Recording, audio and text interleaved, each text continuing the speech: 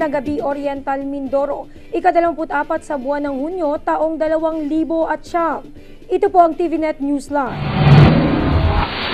At sa detalye ng ating mga balita, kaugnay ng patuloy na pag-ulan, nanganganib na namang maapektuhan ang mga taniman ng palay ngayong planting season. Sa maghapong pag-ulan ngayong araw, dulot ng bagyong Feria, lumubog na sa tubig ang mga palayan at unang-unang naapektuhan ang mga bagong tanim na mga punla ng palay. Ayon kay Provincial Agriculturist Rudy Valdez, bagamat kailangan ng ulan ng mga palayan, hindi naman kinakailangang sobra dahilan sa ang init pa rin ang kailangan ng mga dahon ng palay upang makapagluto ng pagkain ang mga ito o yung tinatawag na photosynthesis. 6 na araw lamang ang kinakailangang pag-ulan ng mga sakahan at kung lalabis dito ay posible nang masira ang mga taniman. Kayari nga dyan, una-una, pag umuulan, ay hindi makakapagluto ng pagkain dahil kailangan ng sunlight. Yun ang tinatawag natin photo period. So yun, pag maulan naman talaga, doon sa mga babagong tanim o babagong talok na palayan, ay hindi talaga dapat kailangan ng ulan dahil lulutang kaagad yun.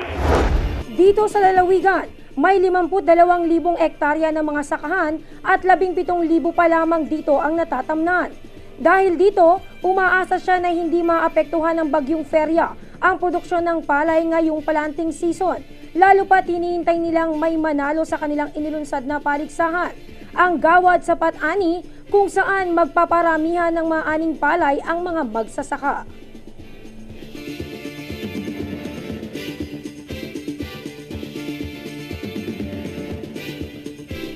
Susunod, klase sa preschool hanggang kolehiyo dito sa lungsod, suspendido. Antabayan po natin ang balitang yan, makalipas po lamang ang ilang paalala. Have you been looking for the perfect piece of furniture for your home? Come, visit us at Homemark, the biggest furniture store in the South. From varieties of beds, sofas, dining tables, cabinets, occasional cabinets, and many, many more. At Homemark, we know the value of furniture, that's why we give the best quality at the lowest price. So why wait? Come and visit us at JP Rizal Street, Barangay Camille Mill. Homemark is truly the mark of your modern home.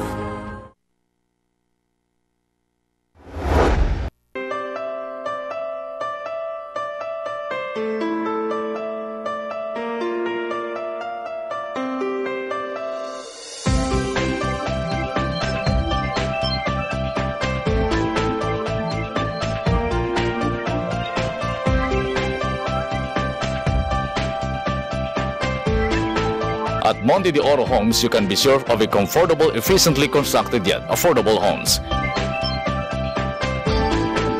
Feel secure with its team of highly competent professionals.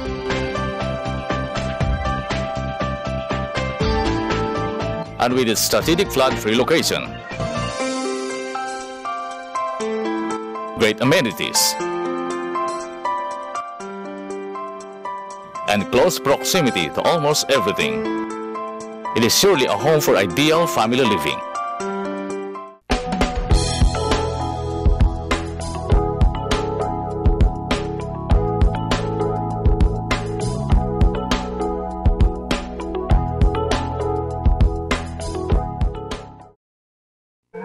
Bakit ka kasi kumabit? Alam mong di tama yan, di ba? Huwag ka nang gumamit ng pag-aari ng iba. Nakakaperwisyo ka sa mga legal na cable. Lumalabo ang signal nila. Mahiya ka naman, hoy. Illegal na cable mo, putulin na. Ano, gusto mo bang umabot pa sa kulungan?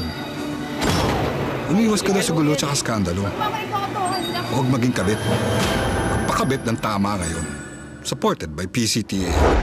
Matapos ang pag-ulan na naranasan ng Silangang Mindoro, bunsod ng bagyong Feria, idineklara ng Pag-asa na ang lalawigan ay nasa ilalim ng Typhoon Signal number 2 kahapon ng hapon, kung kaya't dalawang magkasunod na sirena ang narinig dito sa lungsod. Hanggang ngayong araw, kasalukuyan pa rin nasa ilalim ng Signal number 2 ang Mindoro Province, kung kaya't kaninang alas 5:30 ng umaga nang magsimulang tumunog ang kampana ng simbahan, kasunod ng 2 beses na sirena na siyang senyales kung anong signal na ng probinsya. Dito, Otomatikong kinansela ang klase sa preschools hanggang high school sa probinsya, maging sa iba pang lugar na nasa ilalim na naturang signal. Isang text rin ang ipinaabot ng pamahalaang lungsod na idineklarang walang pasok sa lahat ng levels ng elementarya at sekundarya.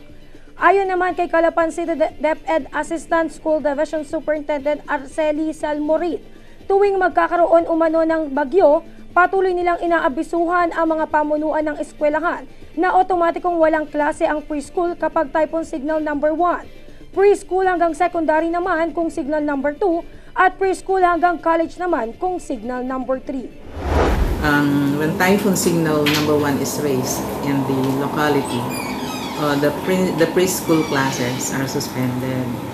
When signal number 2 is declared, then from the preschool to the elementary and secondary classes are suspended. Now, there are times when when suspension of classes is announced depending on the situation in the locality. Aniya pa, kung malapit naman sa tabing dagat ang mga paaralan at kahit walang signal, ay maaaring ikansela rin ito ng mga punong guro ng paaralan kung delikado para sa mga estudyante ang pumasok.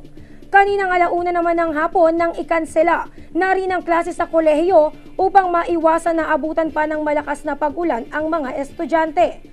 Gayon din naman sa ilang mga establishmento dito sa lungsod na maagang nagsarado sa pangambang baka abutan pa ng malakas ng pagbuhos ng ulan.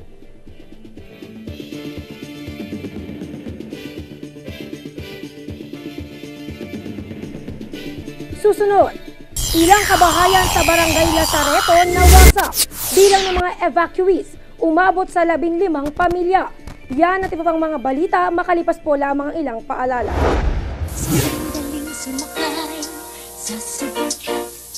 Sa service pa lang, sa food pa lang, sarap na sarap ka na. Short and sweet, enjoyable pa ang biyahe sa Supercat. Sure na sure sa safety, sarap na inter-island short trips. Short and sweet, enjoyable pa ang biyahe sa Supercat. Short and sweet sa Supercat.